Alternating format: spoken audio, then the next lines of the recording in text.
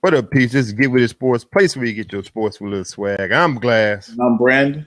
The best tag team tandem in sports talk, giving you the 11th episode of the 2 Cent Deposit on Sports, with me and my partner here to talk about the recent topics, give you our 2 cents on the recent topics that's in the sports world today. You can follow us. You can follow the show live so we can interact. So you can interact with us with your Twitter account by going to Blab. I am. That's Blab, B-L-A-B. I am. And search for Get With It Sports. You can watch the show later, uncut, at our YouTube channel, Get With It Sports 2, or listen to us while you're on the go by downloading the Spreaker app. That's Spreaker with an R. And search for Get With It Sports Media. First of all, let's go jump off and appreciate Big Q from Team Boy TV for chiming in on the show. Yeah. And of course, let's go ahead and get going with the news tape. First off, which is, I mean, we lost 2 icons, sports icons. I think it was Monday. Was it Monday morning? Yeah, Monday morning, I think it was, if I am mistaken. First off, the legendary NFL coach Buddy Ryan passes away. The director of perhaps the greatest defense to ever grace the NFL field, the 1985 Chicago Bears. He died at the age of 82. The cause, I don't remember the cause being was told to the public.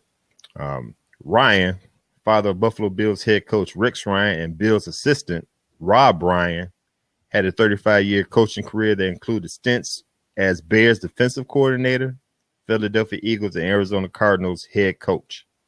Ryan was an assistant on 3 teams that played in the Super Bowl and won 2 rings, Super Bowl III and Super Bowl XX. Though Mike Ditka was head coach of the Bears during their 15-1 season in 1985, many believe it was Ryan's suffocating defense that was key to the team's success. Remarkably, the Bears shut out their opponents in both the divisional round and NFC title game before blowing out the New England Patriots to claim the Lombardi Trophy. Ryan will be remembered as an innovator. His scheme, including the 46 defense, to full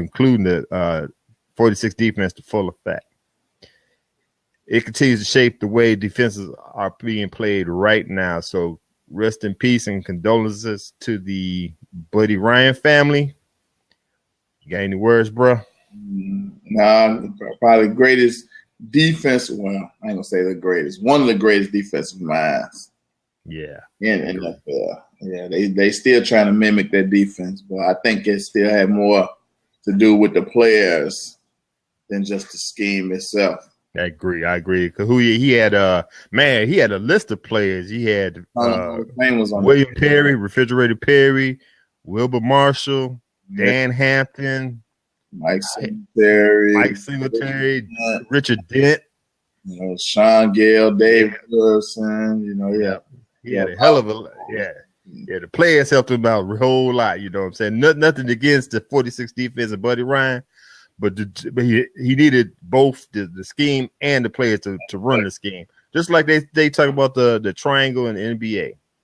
You know, when the Lakers ran it, and when the Bulls ran it, you had to have the players in order for it to work the way you want it to work. So, yeah, shouts out to Buddy Ryan for that. You know, and that's a great accomplishment that year, the 85 Bears, because like I just stated, they shut it out teams in both the divisional round and the NFC title game. That means you didn't score any points. Hey, them teams back then, it wasn't if we was gonna lose, it was how bad we was gonna lose. Right.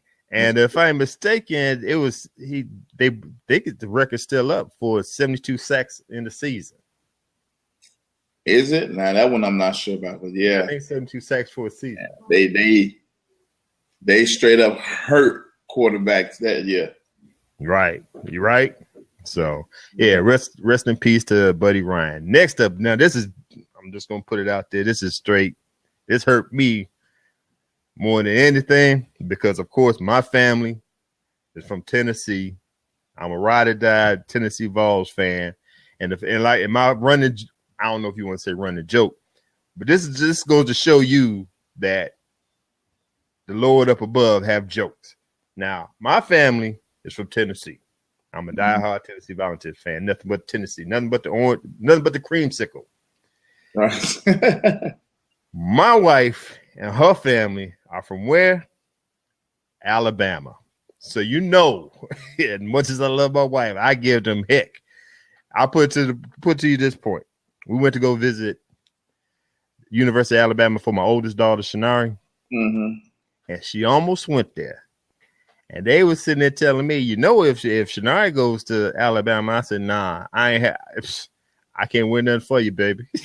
I don't want you to put no stickers, no license plate, no T-shirt. I want nothing from Alabama. I'll pay for her education. That's as much as you're gonna get up out of me for that. Who's gonna wear that sweatshirt? No, bro. No. They know. It ain't gonna happen. But anyway. You didn't have to do it, right. Right. Okay. True. Anyway. Pat Summitt, legendary basketball coach, passes away Monday morning. Or was it Tuesday morning? I gotta get that straight. Anyway, Summitt, the winningest coach in Division I college basketball history, who uplifted the women's game from obscurity to national prominence during her 38-year career at the University of Tennessee. The answer to every question. Died Tuesday morning. She was 64 years old. With the icy glare on the sideline, Summitt led the Lady Vols to 8 national championships and prominence on a campus steeped in tradition of the football-rich South until she retired in 2012 after being diagnosed with early onset dementia.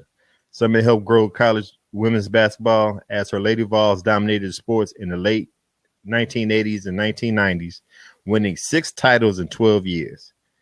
Tennessee, the only school she coached, won NCAA titles in 1987, 89, 91, 96 through 98, and 2007 and 2008.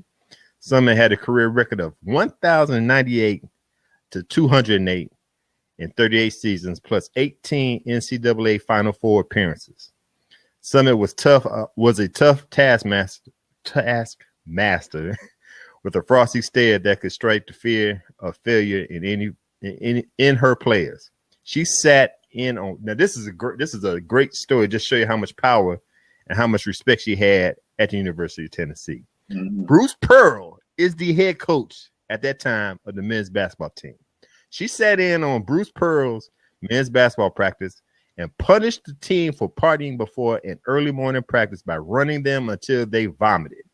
She even placed garbage cans in the gym so they have somewhere to be sick. So you got a lady sitting in on your practice. Right. Didn't like the fact that they was shucking and jiving, lollygagging. Found out they had partied the night before and got on the court and had them run suicides and wind sprints until they threw up. And you sitting there like taking it. Bruce, as if I'm Bruce Pearl, I'm taking it like, okay, do what you got to do. That's mad respect right there.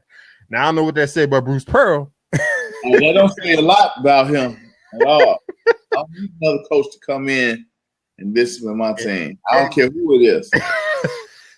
Yeah, we say that now, but like I said, we don't even know how much power she had at UT. You know what I'm saying? Yeah. She could have been the president for all we care. You know what I'm saying?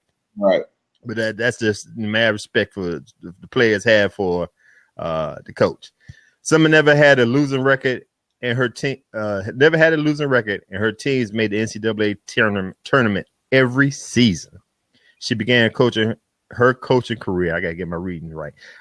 She began her coaching career at Tennessee in the 1974-75 season when her team finished 16-8. In 1999, Summitt was inducted as part of the inaugural class of the Women's Basketball Hall of Fame. She made the Naismith Basketball Hall of Fame a year later. In 2013, she also was given the Presidential Medal of Freedom, the national's highest civilian honor. So rest in peace to Pat Summitt. Condolences to the family, fans of UT, of Pat Summitt. And she was a great coach. I will put on a Mount Rushmore of coaches, men's and women's, for what she done. And last thing before I go off talking about Pat Summitt, they were stating that out of the 38 years she coached, if you was there all 4 years, you graduated. So she had 100% graduation rate for all the players that was there for 4 years. That's mad respect right there. That's what you call somebody that you're gonna do what I say when you come to the school. You're gonna play for me, and then you're gonna graduate if you stay here 4 years, if not going to the WNBA in 3. So hey, kudos to what she had done over there at UT. And like I said, our condolences to the family. Anything, bro? Yeah, I want to how it would have been to be recruited by her. And then, you get down there, and this ain't the same person that recruited me. Right. They were saying, the player said, if I had a choice between Pat Summitt and Bobby Knight, I go with Bobby Knight to coach me. Right. They were saying that Pat Summitt was too hard, but you get the best out of her players. She know how to push buttons and pull levers. And hey, they saying that once you go up in there, you come up out of there as a different person. So hey, that's respect, All right, man. We're gonna move on to the problems in Brazil, man. The latest player in any Olympic sports to bail out the Olympics is Jason Day. Jason Day is not going to the Olympics because of the Zika virus, costing golf its number one player as it turns from a century-long absence at the games. So this is the first time golf will be considered as an Olympic event. And then the number one player is not going to be there. The sport has lost two of the biggest stars in the last week. Rory McIlroy, a 4-time major champion, also said Zika will keep him from competing in Rio de Janeiro. Day says his only reason for not going is concern over transmission of the mosquito-borne virus that has been linked to severe birth defects. The 28-year-old Australian says while the risk is slight, it's not one he is willing to take because he plans to have more children. Day is the fifth golfer to specifically cite Zika for not going to Rio. 4 other golfers have turned down their chance to play. Now, before we discuss Zika, let me go ahead and read this other note that we have on Brazil in the Olympics. Okay. First responders greet Rio visitors with "Welcome to Hell" sign. With just over a month until the Olympics begin in Rio de Janeiro, a group of Brazilian first responders greeted visitors at the city's main airport Monday with a banner that reads "Welcome to Hell." The banner further warned visitors that police and firefighters don't get paid, and people who go to Rio won't be safe. It wasn't just in the airport that the protests were happening. A roadway on the route leaving the airport features a bridge with the words "Welcome. We don't have hospitals." What the hell? The upcoming Olympics have been rife with controversy and drama. There are concerns over Zika virus, pollution in the local bay, and the city's ability to handle crime. The airport protest comes after the state government of Rio declared the area is in a state of calamity, which could bring about a total collapse in public security, health, education, transport, and environmental management. The incident occurred shortly after the city's largest hospital was stormed by more than 20 gunmen, leaving 1 person dead and 2 injured. Fortunately for those attending the Olympic Games, the international force is working with local authorities on security measures. Bruh, knowing that there's a sign up there say "Welcome to Hell" from the first responders, and that you putting a sign up that says "Welcome, we don't have hospitals," and that the first responders will not get paid, that's a hit and a half for your ass to stay home. Right. We're not even talking about the Zika virus anymore, which we just talked about last week in the last episode, how damaging it is for anybody that have newborn, trying to have a baby. Right, babies, yeah. You know what I'm saying? We said that last week, how serious that was. off a mosquito bite. From what I understand, it was off of one mosquito bite the Zika virus was formed, and then I think they said a month later, 1,500 cases was coming up, and now you're gonna send the athletes out there in that, and then they saying you got toxic waste in the bay where you're gonna have the rowing competition. They were saying that at the end of the week they was finding body parts coming up on shore. And we have the Olympics there. Why don't they cancel it? They were saying, from what I understand, I don't give a damn about no. They were saying there's no clauses, there are no escape clauses in the contract whenever you get to the Olympics. Now, from what I understand, 5 years ago, either 3 to 5 years ago, when they gave the Olympics to Rio de Janeiro, Rio de Janeiro, or we could say Brazil, promised the Olympic Committee that they was gonna clean up the water. This is damn near 3 to 5 years later, and it seemed like it gotten worse. So my thing is, if it's a health concern like that, if we got Zika virus, toxic waste in the water, and you guys don't pay your first responders, and you don't have any hospitals to handle all these cases, I don't even give a damn about a contract. We can't have it there.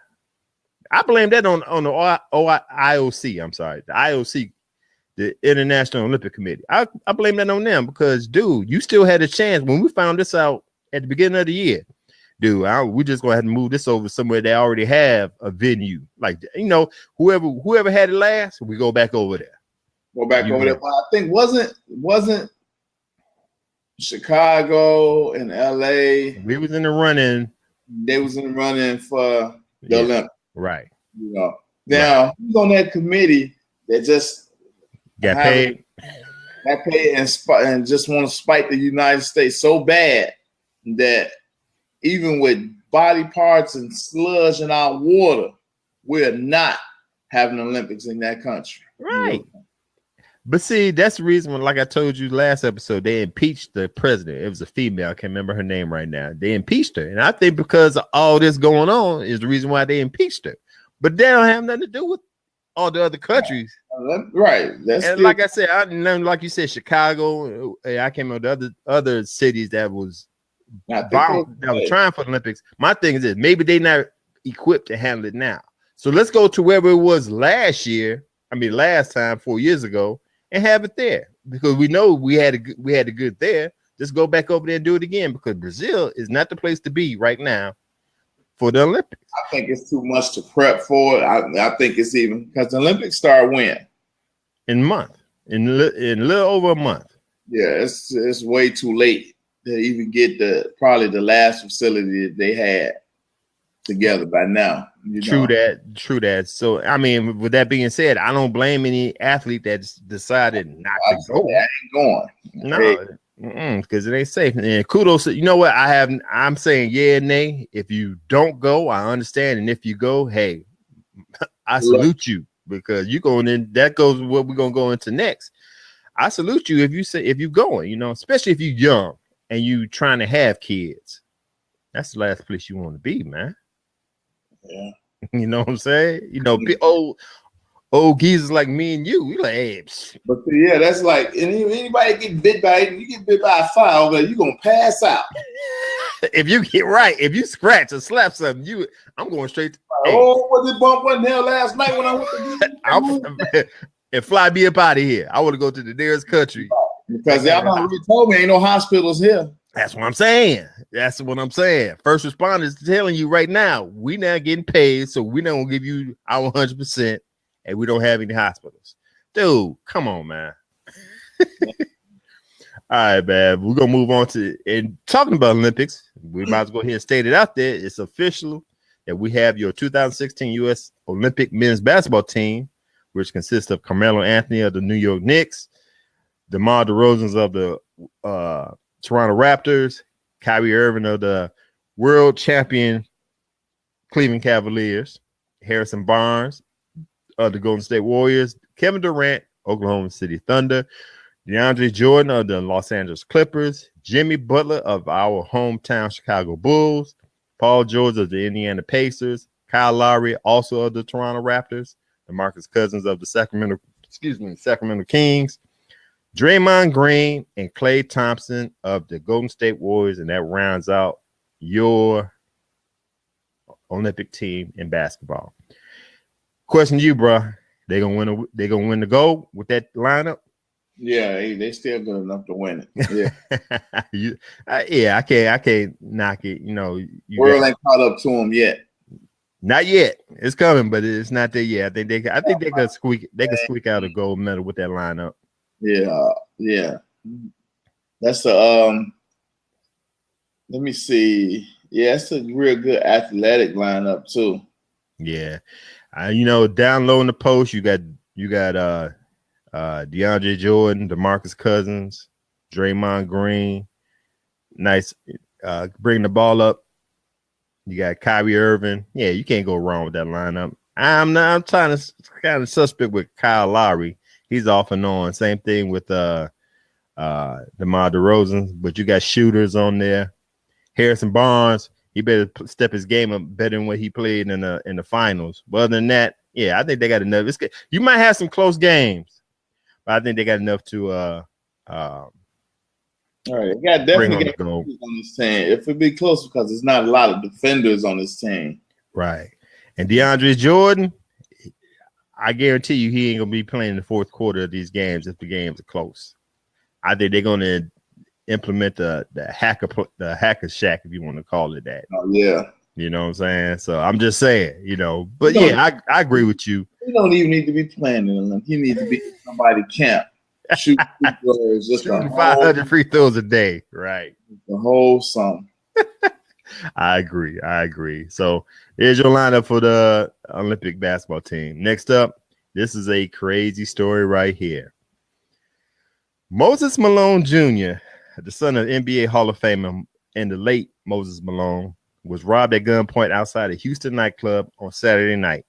The culprit stole $15,000 worth of jewelry, and Malone believes that a Facebook post about the high cost of James Harden's basketball camp led to his getting attacked by the entourage of the Rockets guard.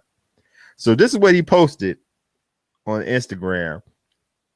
Posted the camp, the picture of James Harden basketball camp, and in the captions he said, "Don't he make way more money than Donald Driver, but he's charging $249, and the inner city kids have no chance of going to his camp. Hollywood Harden #fact."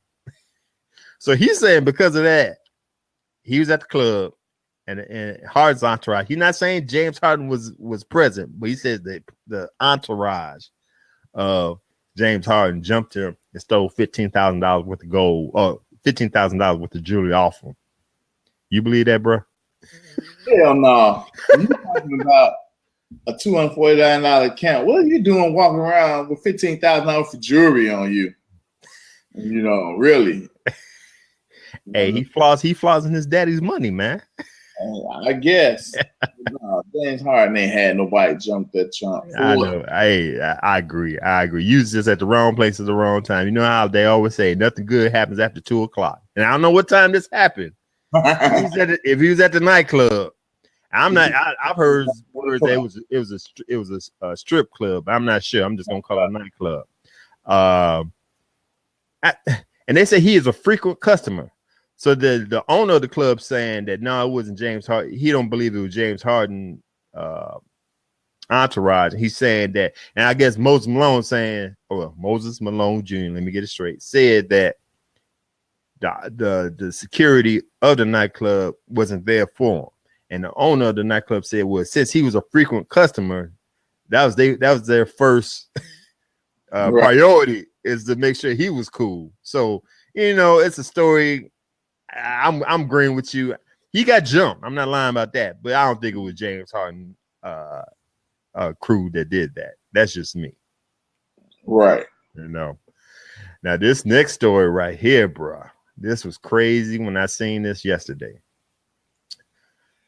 Tavares Jackson in trouble with the law. Now, who y'all, you guys that don't know about Tavares Jackson, I think he got drafted by the Minnesota Vikings. Played there. I don't know. Yeah, he started a couple of games. He started some games there. Ended up at Seattle Seahawks backing up. Well, he started a couple of games before Russell Wilson took over. But anyway, the former Seattle Seahawks quarterback has been arrested in Central Florida after authorities say he pulled a gun on his wife. The county sheriff's office arrest report says the 33-year-old Jackson had been visiting family in Kissimmee, Florida, when the incident occurred early Friday.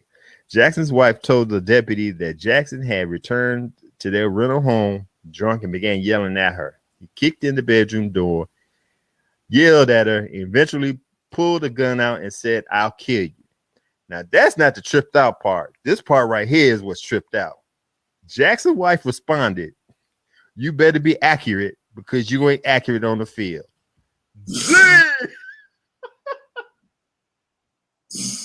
With a gun pointed at her, dude said he was gonna kill her, and she told him, "You better be accurate." That's a ride or die chick right there, if I ever heard. If they still together, hey, I give her all the credit, man. I would, man, dude. The mouse.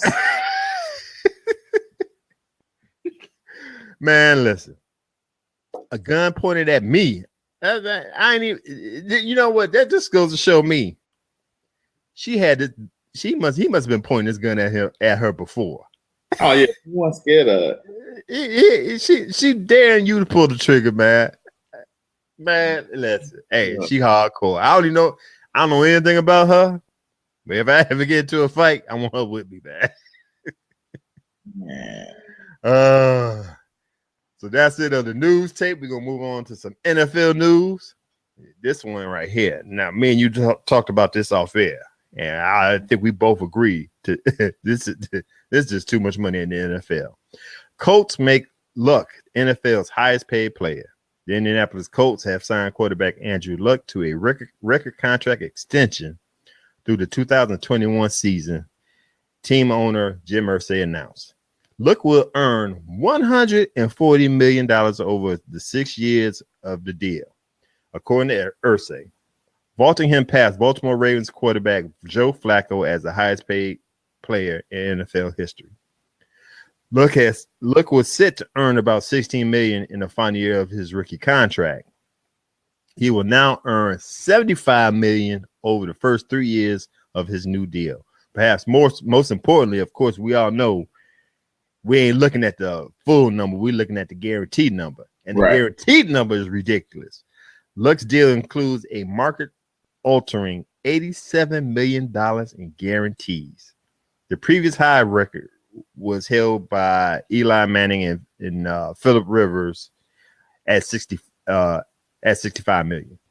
Luck endured a difficult 2015 season that was cut short by a lacerated kidney, but it certainly wasn't enough to just dissuade the Colts from the idea that he is a franchise player and perhaps the next face of the NFL.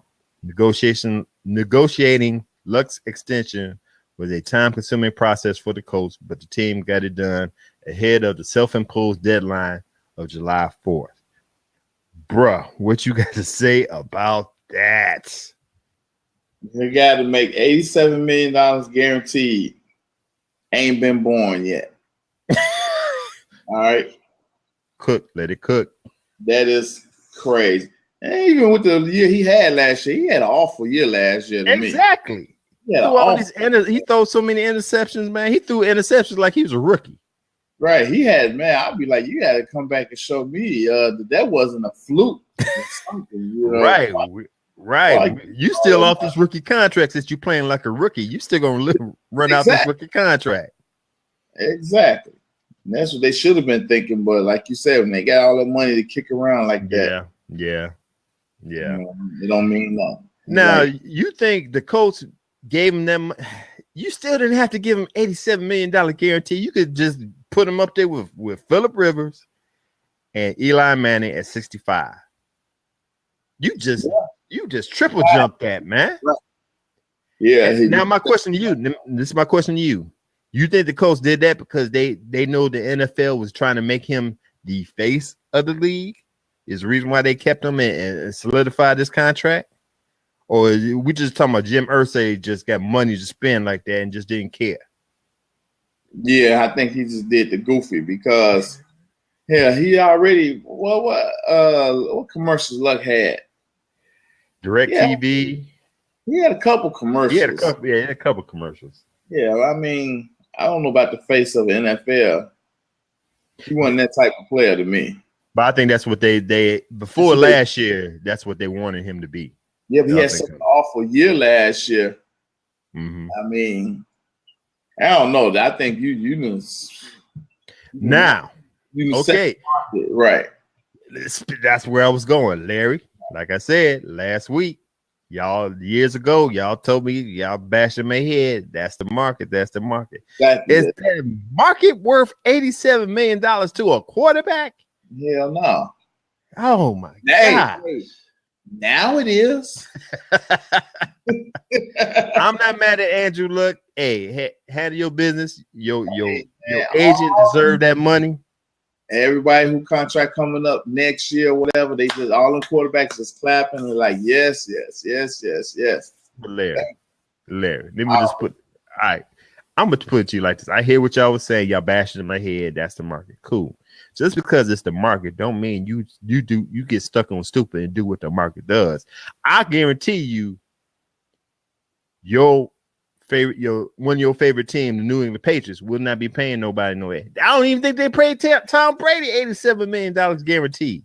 No, they probably would now. Look at everything I've done.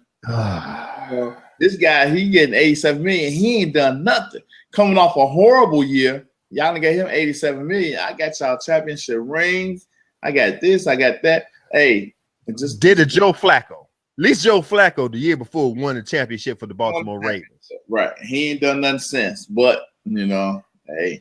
Did the Colts even make it to the playoffs? No. Hey, I'm paying you $87 million. No. Now, I'm just gonna put it out there. I'm gonna put it straight on Front Street. I would have paid him $65 million. And the rest of the money I freed up would have went to the offensive line that he so deservedly needed. Instead of paying this one man all this money, you need to pay this man what $65 million, and the rest of the money is dispersed on quality offensive linemen to protect his fool. Because that was another reason why he got hurt. He was out because he kept on getting sacked.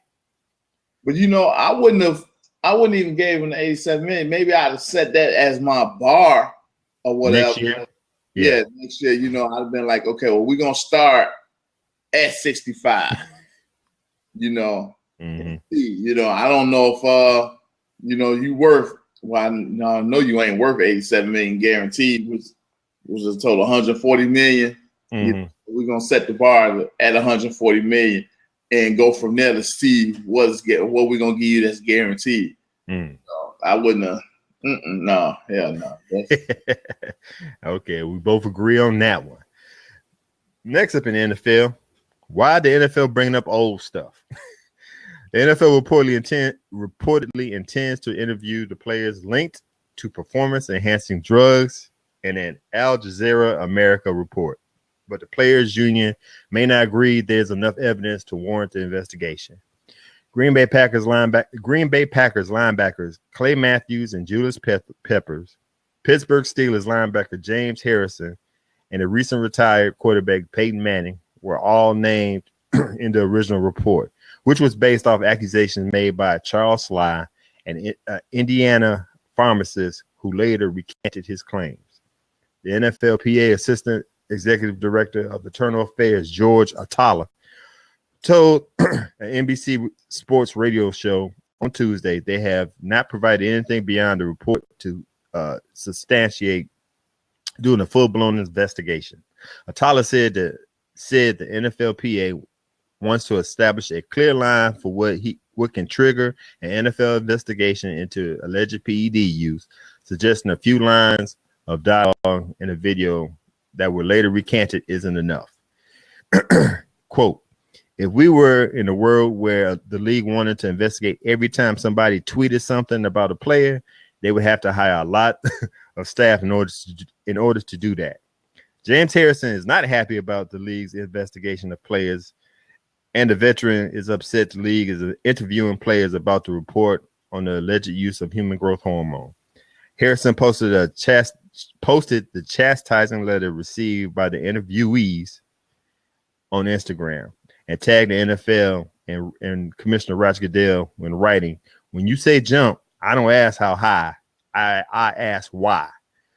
So the Al Jazeera report came out in December. We are in what? Almost damn near July. It took you that long to now the letter. I read the letter that James Harrison and all these other interviewees got. It was stating that, we tried to get you to come to New York to interview on these allegations. You didn't reply to any of them. You haven't made any date for us to meet with you. So they set a date. It was Thursday, July something. I can't remember what it was. They set a date where you better be at this place at your training camp this day at this time for this interview. So they, like he said, it was a chastising letter that they got, all the interviewees got. Okay. Now, if the man recanted, I don't know if there's smoke. The man, Al Jazeera, Charles Slice made his statement on Peyton Manning. These Peppers, Matthews, Harrison was on this so-called list, and he recanted. So what made, all right, that's all I got to say. NFL, you do your investigation. If you come up with something, then you go after the players. But if you didn't come up with nothing, you're just going off of these allegations from this one person. You shouldn't be. I mean, if he drop it, you need to drop it. Why you still going on trying to get something? And James Harrison said, "Yeah, I'll meet with y'all under these circumstances. You come to my house, and I want Roger Goodell at my front door. I don't want none of his underlings, none of his grunts. I want the commissioner at my front door so I could talk to him about these allegations." So what you think, bro? I think Roger Goodell got the balls to do it. To go to the door? Just go up at the front door. Yeah, I think he do.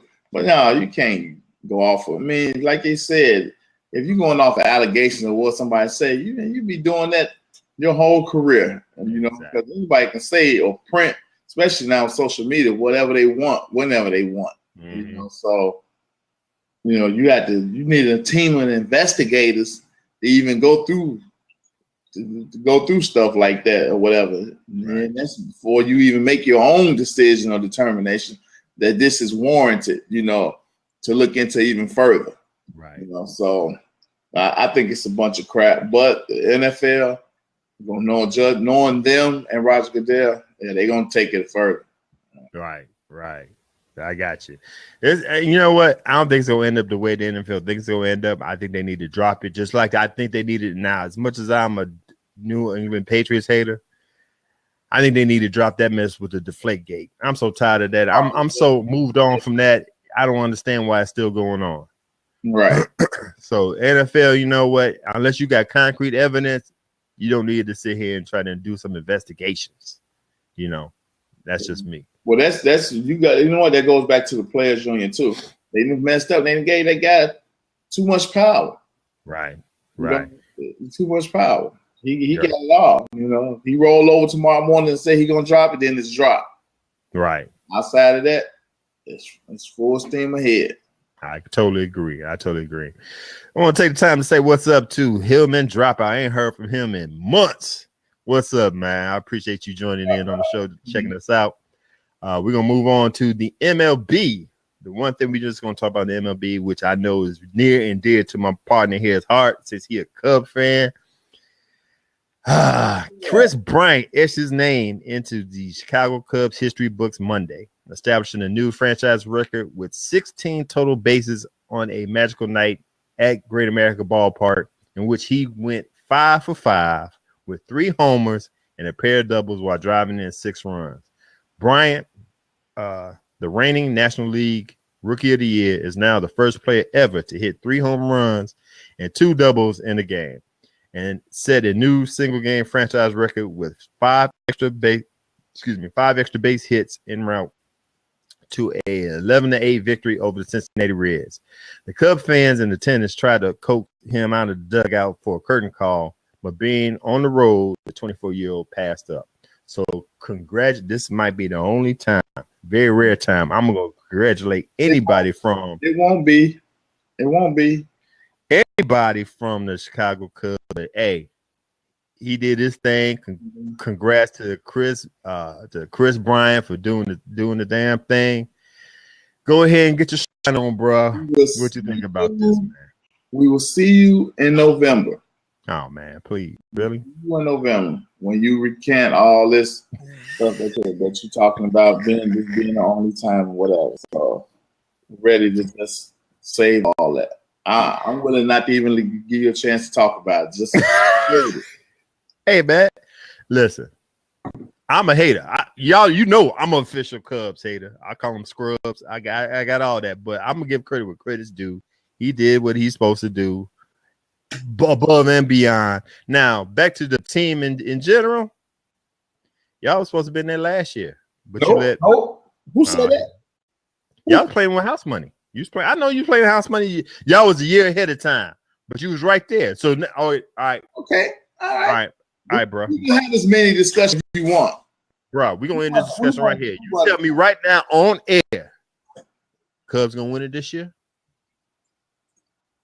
They favorite. Anything can happen in sport. Okay. We both went through that with the Golden State Warriors. Mm-hmm. Anything can happen. True that. Okay. All right.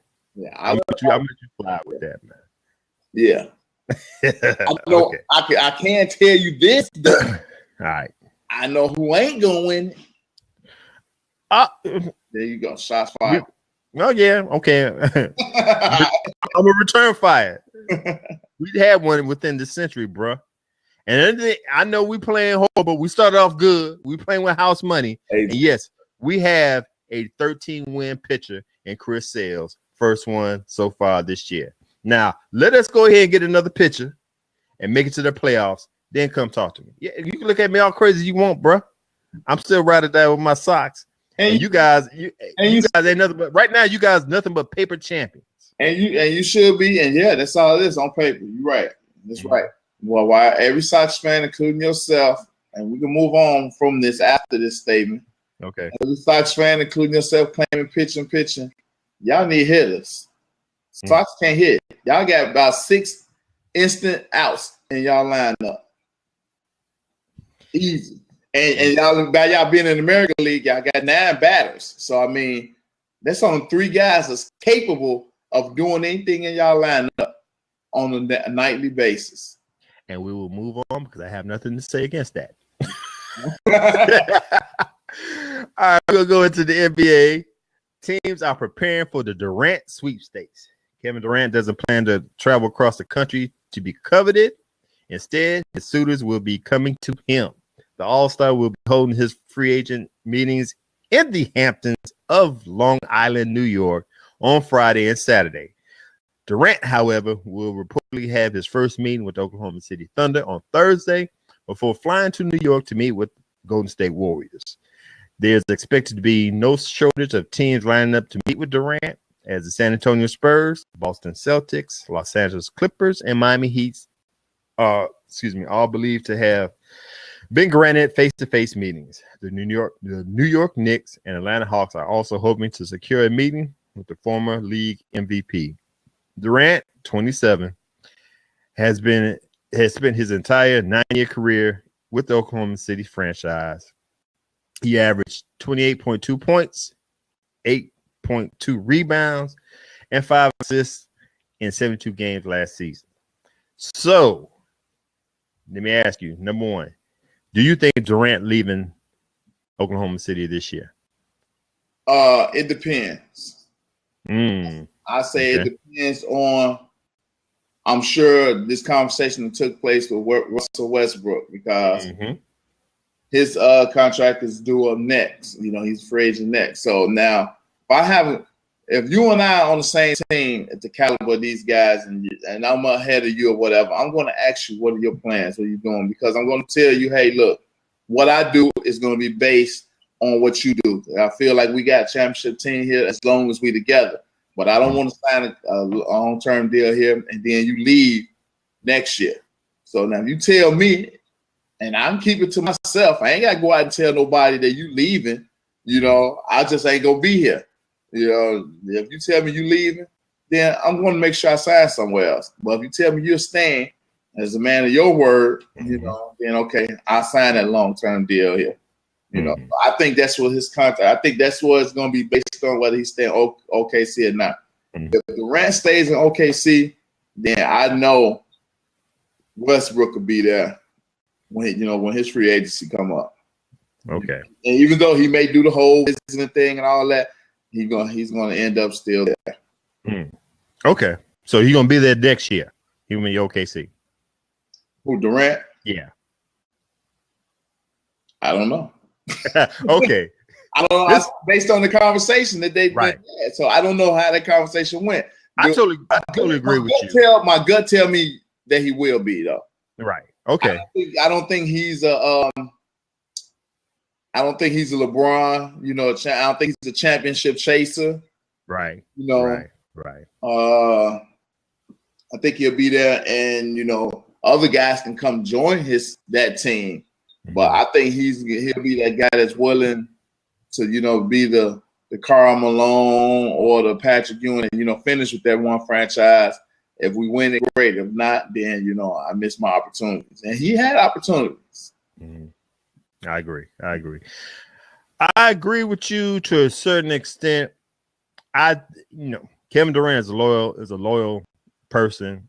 Whatever he set his mind to, he's gonna stay with it no matter what.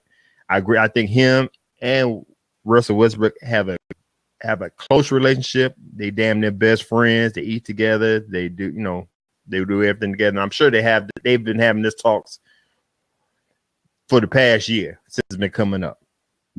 As if to say, and just like you said, Kevin Durant looking at Russ like, dude, hey man, if you're gonna leave, let me know now before I sign these contracts. Because if you leave, I'm gonna be right behind you.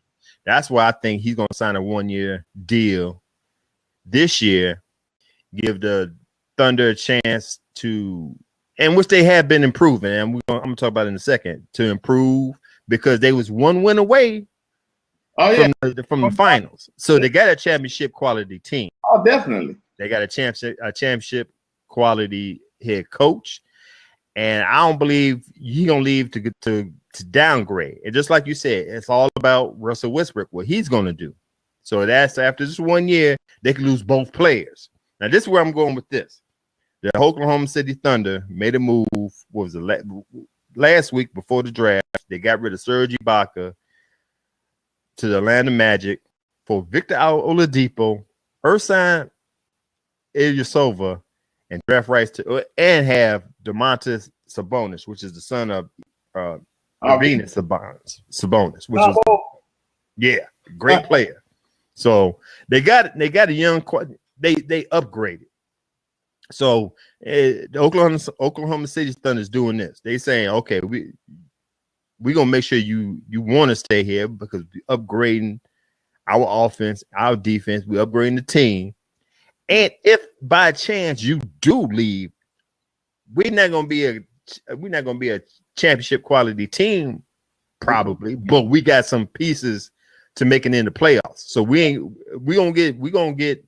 gonna drop like when LeBron left Cavaliers. You ain't hear nothing about the Cavaliers anymore. No, we're gonna be contention. We're gonna be in contention so we can get other free agents or other superstars on the team when you leave.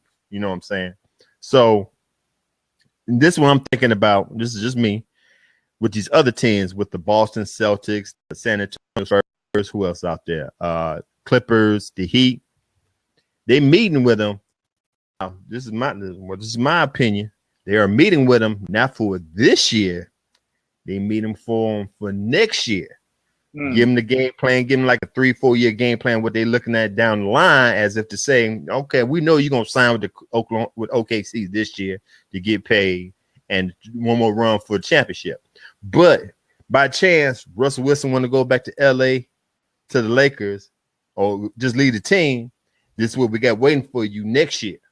So they're not actually interviewing for this year, they're interviewing for next year. Okay. That's my thinking.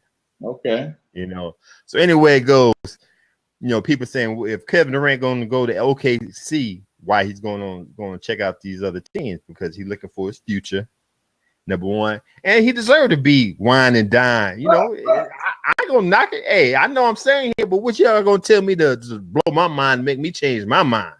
Say right, Carmelo did it. Yep. He already LeBron did it. Dwight Howard did it. Already knew where they was going. Right. So, okay, so I'm thinking Durant gonna stay there next year. I know that's what the game plan look like. It's gonna be. He's gonna stay there next year, and they're gonna be doing the same thing next year. But you don't have in his head what he's gonna do next year by looking at what's going on. Now, if he were to leave, I could see him going to the Golden State Warriors. Mm-hmm. I can even see him going to the San Antonio Spurs.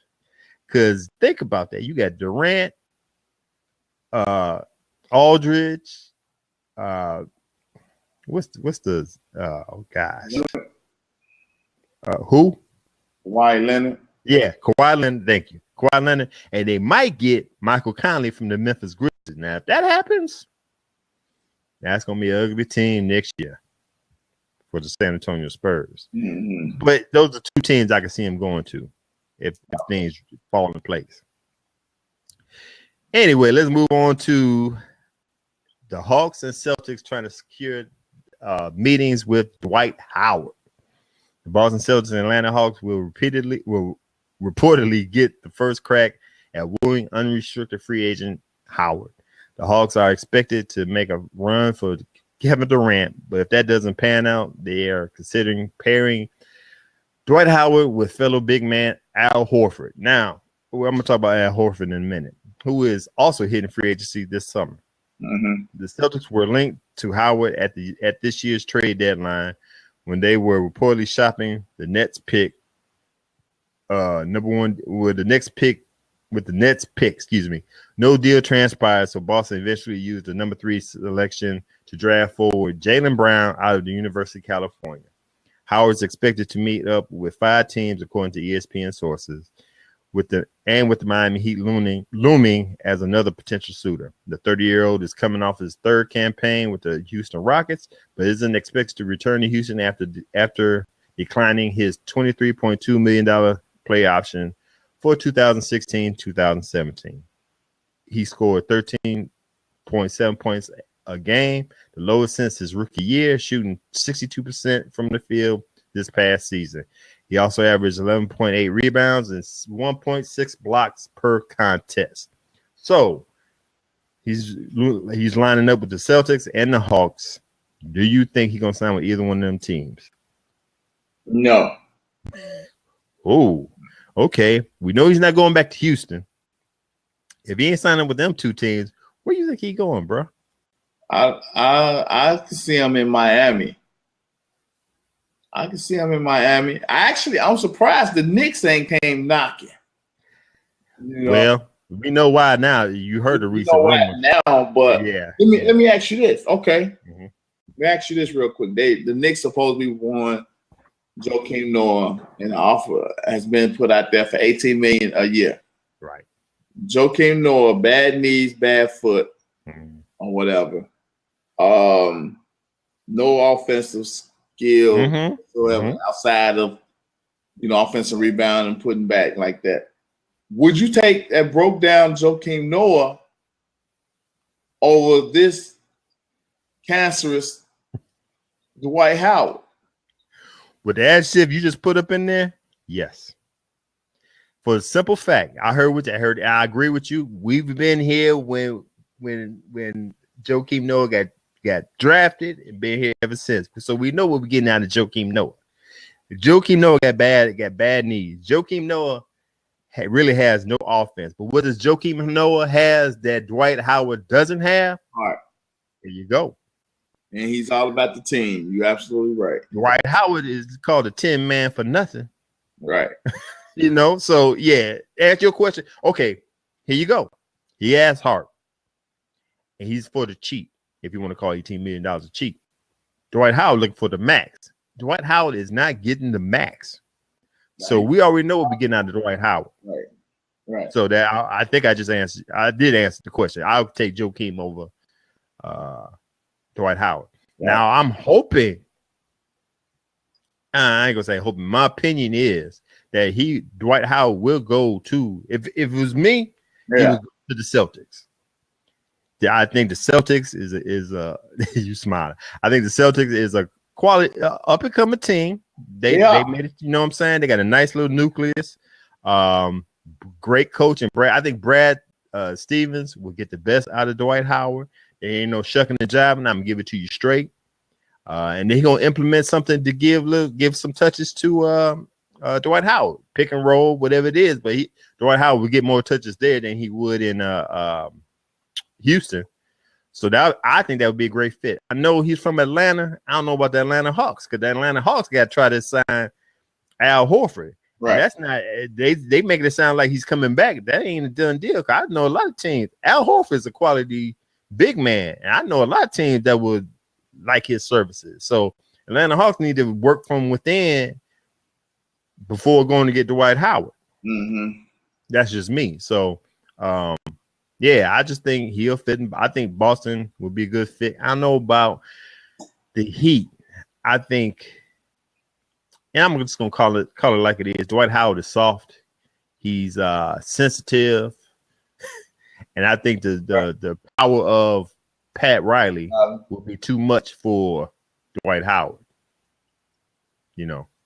Yeah, then it's not a guaranteed Wade to be back down there either. Exactly, because Wade looking for other teams to give him whatever he deserves. I don't think he's leaving Miami. I think he's gonna be there. Okay, all right. Or Dwight Howard? No, Dwayne Wade. Oh, I'm sorry. Yeah, that's what I meant. Dwayne Wade. I got you right. But I mean, there's a lot of free agents out there, man. I think other than LeBron, Kevin Durant, everybody else could be moving. Oh, and Bradley Beal. I think the Washington gonna pay Bradley Beal his money. But you got Harrison Barnes. They say the Golden State Warriors said that they want him. The way Harrison Barnes went, you know what? It's hard for me to say off of a series to dump him, because he did have a good year. He just didn't show up in the finals. Hell, I could say Stephen Curry didn't show up in the finals. Right. You know what I'm saying? So that I ain't gonna sit there and bash Harrison Barnes. I even said before the finals, I would like to have Harrison Barnes on the Bulls. That'd be a nice little backcourt with Butler and Barnes. But it is what it is. The rest of these, Whiteside, Conley, Horford, DeRozan, Durant, Nowitzki, they all could be jumping ship, man. Now Bradley Beal. Is he playing the 1 or the 2? He's playing good question. I think he's playing the 2. Because I think John Wall brings the ball up. So he's the 1. But then John Wall had to bring the ball up because Beals was out most of the time. So I think he plays the 2 though. Okay. Yeah. So you know what, as a Bulls, and me and you, we're gonna get together later on, just give an episode of the state of the Bulls, because I need to pick your brain to figure out what the hell's going on with the Bulls, because everybody jumping ship. You traded Rose, Gasol, and Noah basically gone. And all we got is a rookie in Denzel Valentine and Jimmy Butler. I heard, on my way to work, Jimmy Butler was on the radio show. I forgot what radio show he was on, but it was forgot who the host was, but also he used to play in the league from Toronto. Tracy McGrady. Mm-hmm. Yeah, was on this show also, and they doing the interview. Jimmy Butler was on there, and they was talking about the Derrick Rose, move or whatever, and basically they kind of caught Jimmy up in the, Trace McGrady kind of called him up or whatever and asked him about, if you guys, played so, y'all got along or whatever, why did the Chicago Bulls insist on moving one of y'all? And basically Jimmy Butler was like, well, one of us had to go. Yeah, I heard that. Yeah. I don't get that part. You get that part. You get that part. You do. You know what? Like I said last week, though, Derrick Rose ain't played for us since 2010. That part I get. I'm still not convinced that Jimmy Butler is the truth. That he's gonna, I think he still need either guy on his level or maybe that guy above his level to help elevate him. I think when Thibodeau was here, they got the best out of him. He's not the same player under Hoiberg for whatever reason, for whatever reason. And the whole thing about that was, we're not going to bog down the offense. So we get the ball, we're going to go. And I don't. Right now, the Bulls, they don't. They got a rookie. They drafted the rookie. They don't really have a point guard, as far as I'm concerned, until they actually get out on the court. So what's going to happen with, like you said, we can get together later on and figure out this. I don't know what's going to happen in this franchise, or whatever. I think they should go on and tape everything off and get them yellow trucks out there and just tear it down. I wouldn't have been surprised if they got rid of Butler too. It wouldn't have moved me one way or the other. Right. Start over. Right. I'm gonna make it short because this is a whole nother episode we talk about now when we're talking about the Bulls. But I agree with everything that you're saying. I don't know where they're going. I really don't. You're getting rid of pieces. You get rid of the coach. You're bringing in this coach that has no control over the team. And Jimmy Butler, I still like Jimmy Butler. I think he's a quality player. He's an all-star. I got all that. But Jimmy Butler, and I like the confidence I see in him. He got a little swag about him. I seen him on these interviews. He talking a whole lot better and talking a whole lot more and cracking jokes more than he did before, which means he got a little confidence about himself. He might be cocky. People might call it cocky. I call it a little confidence. But with that being said, if Thibodeau was still here, he would rein that in. I ain't gonna say he'll put a leash on it, but I'll say he would rein it in.